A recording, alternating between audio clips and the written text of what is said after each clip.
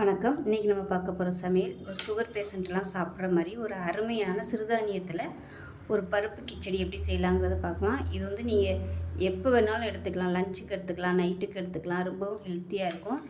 Sugar level வந்து நல்ல கண்ட்ரோலாக இருக்கும். ஸோ வாங்க இந்த அருமையான வரகு பருப்பு கிச்சடி எப்படி செய்யலாங்கிறத பார்க்கலாம். ஸோ ஒரு பவுல் எடுத்துக்கலாம். ஏதாவது ஒரு கப்பு வந்து எடுத்துக்கோங்க. நான் வந்து இந்த கப்பு எடுத்திருக்கேன். இது வந்து மெஷரிங் கப்பில் 1/4 கப்பு இருக்கும் இல்லையா, அந்த அளவு எடுத்திருக்கேன். இது வந்து ஒரு 2 பேர் சாப்பிட்லாம், தாராளமாக 2 பேர் சாப்பிட்லாம். இப்போ இது வந்து நான் இன்றைக்கி எடுத்துருக்க அரிசி பார்த்திங்கன்னா சிறுதானியத்தில் வரகு அரிசி எடுத்திருக்கேன். இது வந்து 1 கப் அளவுக்கு சேர்த்துக்கலாம்.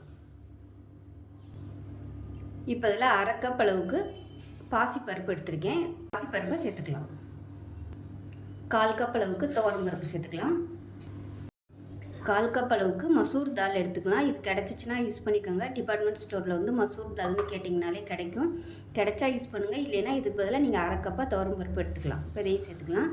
பருப்பு ஐட்டம் பார்த்திங்கன்னா இப்போ எல்லாமே சேர்த்து 1 கப் அளவு வருது. 1 கப் அளவுக்கு வரகரிசி, 1 கப் அளவுக்கு பருப்பு, மொத்தம் 2 கப்பு. 2 கப்புக்கு 8 கப்பு தண்ணி ஊற்றி நம்ம ஊற வச்சுக்கலாம்.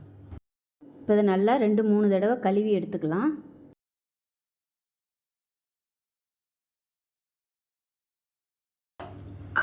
இப்போ 8 கப்பு தண்ணி ஊற்றிட்டேன். இது வந்து நல்லா ஒரு மணி நேரம் நல்லா ஊறட்டும். இப்போ பார்த்திங்கன்னா அரிசியும் பருப்பும் நல்லா ஊறிடுச்சு. இப்போ வந்து நம்ம தாளிச்சிடலாம். இப்போ வந்து ஒரு குக்கர் எடுத்துக்கலாம். இதில் வந்து தேவையான அளவுக்கு நெய் சேர்த்துக்கலாம். நெய்யில் பண்ணிங்கன்னா நல்லாயிருக்கும். இப்போ இதில் கொஞ்சம் எண்ணெயும் விட்டுக்கலாம். நீங்கள் ஃபுல் அண்ட் ஃபுல் நெய்யில் பண்ணுறதுனாலும் பண்ணலாம், இல்லைன்னா எண்ணெயில் பண்ணுறதுனாலும் பண்ணிக்கலாம். இப்போ எண்ணெய் நல்லா சூடானதும் 1 டீஸ்பூன் கடுகு சேர்த்துக்கலாம். 1 டீஸ்பூன் சீரகம் சேர்த்துக்கலாம். கொஞ்சமாக கருவேப்பிலையில் சேர்த்துக்கலாம். மீடியம் சைஸாக பெரிய வெங்காயம் நீளமாக நறுக்கி வச்சுருக்கேன், அதை சேர்த்துக்கலாம். இதுக்கு பதிலாக நீங்கள் 10 சின்ன வெங்காயம் சேர்த்திங்கன்னா இன்னும் நல்லா ஹெல்த்தியாக இருக்கும். நான் வந்து டைம் இல்லாதனால பெரிய வெங்காயம் வந்து நறுக்கியிருக்கேன். சுகர் பேஷண்ட்டாக இருந்தீங்கன்னா நீங்கள் வந்து சின்ன வெங்காயமே யூஸ் பண்ணிக்கோங்க. சின்ன வெங்காயம் வந்து நல்லா இன்சுலின் வந்து அதிகரிக்கும். அதனால் சின்ன வெங்காயம் பயன்படுத்துகிறது தான் நல்லது. இது கூடவே ஒரு 3 பச்சை மிளகாய், நல்லா பெரிய பச்சை மிளகாயை 3 எடுத்துருக்கேன். காரத்துக்கு தகுந்த மாதிரி சேர்த்துக்கோங்க. இதையும் சேர்த்துக்கோங்க. இதை நல்லா வதக்கிக்கலாம். இப்போ இதில் உப்பு சேர்த்துக்கலாம்.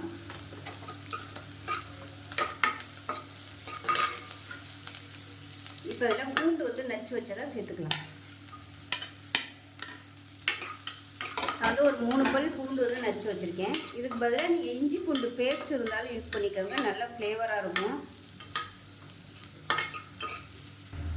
இப்போ இதில் பொடியாக நறுக்குனா இஞ்சி வந்து சேர்த்துக்கலாம். இந்த அளவுக்கு தான், ஒரு 1/4 டீஸ்பூன் போல் இருக்கும், அது சேர்த்துக்கலாம். இஞ்சி பூண்டு வந்து தாராளமாக சேர்த்துக்கலாம். இதுவுமே உங்களுக்கு வந்து இன்சுலின் உற்பத்தியை அதிகரிக்கும். பூண்டும் நல்லா கண்ட்ரோல் பண்ணும். சுகர் லெவல் வந்து நல்லா கண்ட்ரோல் பண்ணும். இது நல்லா வதக்கியாச்சு. இதில் மீடியம் சைஸாக ஒரே ஒரு தக்காளி பொடியாக கட் பண்ணதை சேர்த்துக்கலாம். இப்போ இதில் மஞ்சள்தூள் சேர்த்துக்கலாம். இது எல்லாமே நல்லா வதக்கியாச்சு. இப்போ நம்ம வந்து ஊற வச்சுருந்தா இந்த அரிசியும் பருப்பையும் அப்படியே சேர்த்துக்கலாம். தண்ணியோடு அப்படியே சேர்த்துக்கலாம். நம்ம முன்னாடியே வந்து 8 டம்ளர் தண்ணி ஊற்றி வச்சுட்டோம், அதனால் அப்படியே சேர்த்துக்கலாம். ஸோ எந்தளவுக்கு ஊறுதோ அந்தளவுக்கு வந்து நல்லா சாஃப்டாக இருக்கும். சிறுதானியங்கள் வந்து எப்பயுமே ஊற வச்சா தான் நல்லாயிருக்கும். இப்போ இதில் பெருங்காயம் சேர்த்துக்கலாம். நல்லா கலந்து விட்டுட்டு உப்பு செக் பண்ணி பார்த்துட்டு உப்பு சேர்த்துக்கலாம். உப்பு கம்மியாக இருக்குது, உப்பு சேர்த்துக்கலாம்.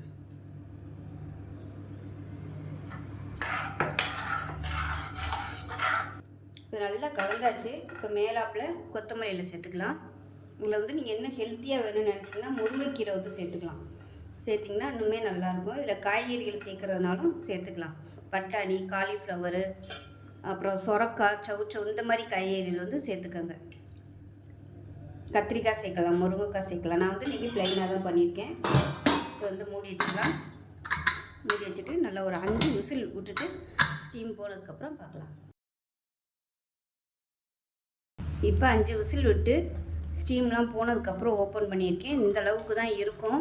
ஸோ இதை விட உங்களுக்கு இன்னும் நல்லா ஒரு தளன்னு குழவாக வேணும் அப்படின்னு நினச்சிங்கன்னா கொதிக்கிற தண்ணி வந்து ஊற்றி நல்லா மிக்ஸ் பண்ணி விட்டு கொதிக்க விட்டிங்கன்னா உங்களுக்கு நல்லா அப்படியே தளன்னு வந்துடும். இது நேரம் ஆக ஆக அப்படியே நல்லா கெட்டியாகிட்டே வரும். ஏன்னா பருப்பு வேறு இருக்குது. சிறுதானியங்கள் வந்து எப்பயுமே தண்ணியை வந்து உறிஞ்சிட்டே இருக்கும். நல்லா உதிரி உதிரியாக வந்துடும். நிறைய தண்ணி இழுக்கும்.